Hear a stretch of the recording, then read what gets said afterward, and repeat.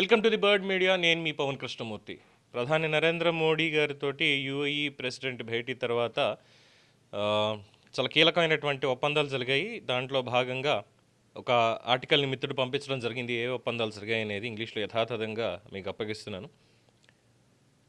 UAE President and Prime Minister of India witnessed the exchange of a number of agreements and MOUs, including Defence Partnership Initiative to develop space industry, agreement between ADNOC Gas and Hindustan Petroleum Corporation Limited, and Investment Corporation to develop Dholera Special Investment Region in Gujarat.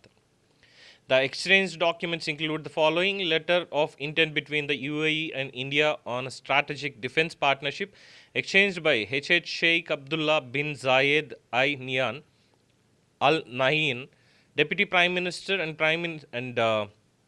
Minister of Foreign Affairs, and His Excellency Dr. Subramaniam Jaishankar, Minister of External Affairs of India. Letter of intent between UAE Space Agency and the Indian National Space Promotion and Authorization Center, IN-SPACE, to launch joint initiative to enable space industry development and commercial collaboration. It was exchanged. His Excellency Reem bint Ibrahim Al Hashimi, Minister of State for International Cooperation, and His Excellency Vikram Misri, Foreign Secretary of India. And sales and purchase agreement between ADNOC Gas and Hindustan Petroleum Corporation Limited, HPCL, exchanged by Dr.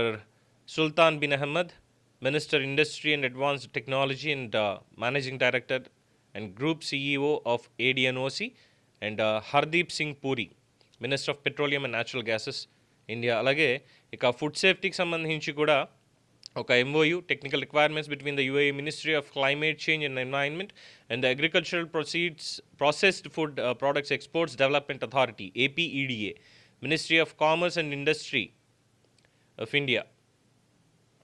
So Vikram mystery మిగతా వాళ్ళు.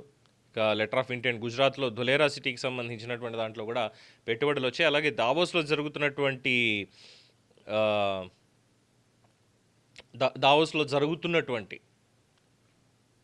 ఈ world economic forum సభల్లో ఆ సదస్సులో కూడా ఆంధ్రప్రదేశ్కే కాదు భారతదేశంలో అనేక చోట్ల పెట్టుబడి పెట్టడానికి దుబాయ్ తోటి ఒప్పందాలు జరిగాయి అనేటువంటిది కూడా చాలా స్పష్టంగా తెలుస్తున్నటువంటి అంశం. ముఖ్యంగా అంతర్జాతీయ విమానాశ్రయం, అత్యాధునిక గ్రీన్ఫీల్డ్ ఎయిర్పోర్ట్ల నిర్మాణం, లాజిస్టిక్స్, గ్రీన్ఫీల్డ్ ఓడరేవు మరియు రైల్వే కనెక్టివిటీ అభివృద్ధి, ఏవియేషన్ హబ్, పైలట్ శిక్షణ పాఠశాల మరియు విమానాల మరమ్మతుకి కేంద్రం ఏర్పాటు చేయడానికి దానికి సంబంధించి, అలాగే గిఫ్ట్ సిటీలో గ్లోబల్ ఆఫీసులు, అతిపెద్ద bank first Abu Dhabi bank, global logistics, DP world వాళ్ళ కార్యాలయాలు గిఫ్ట్ సిటీలో ఏర్పాటు చేయబోతున్నారు గుజరాత్ తోటి దీనికి సంబంధించి. ఇక ఆంధ్రప్రదేశ్కి సంబంధించి చూస్తున్నట్టయితే దాదాపు 40 UAE కంపెనీలు ఏపీకి వచ్చేటువంటి మార్గం సుగమమైంది అనేది కూడా తెలుస్తుంది.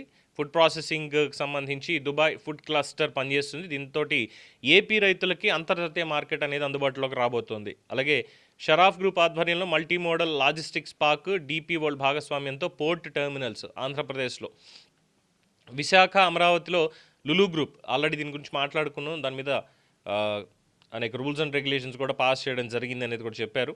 లేటెస్ట్ టెక్నాలజీతో నిర్మాణ యూనిట్ల మీద కీలక చర్చలు, ఇవన్నీ కూడా. ఒక పక్కన ప్రధానమంత్రి, ఇంకో పక్కన ఆంధ్రప్రదేశ్ రాష్ట్ర ముఖ్యమంత్రి, ఇద్దరు కూడా అటు భారతదేశానికి, అఫ్కోర్స్ గుజరాత్ కూడా, అట్ ద సేమ్ టైం ఆంధ్రప్రదేశ్లో పెట్టుబడులు పెట్టడానికి UAE తోటి, గల్ఫ్ దేశాలతోటి వివిధ ఒప్పందాలు చేసుకోవడం, ఈ దావోస్ పర్యటన అనేది లాభదాయకంగా కనిపిస్తోంది. పెట్టుబడుల సంఖ్య ఎంత, ఏ రేంజ్లో పెట్టుబడులు రాబోతున్నాయి, ఎన్ని కంపెనీలు, ఎంత ఉపాధి కలుగుతుంది, ఏ రంగాలకి అనేది ఇన్ డీటెయిల్ రావాల్సినటువంటి సమాచారం. For more updates, keep watching the Bird Media.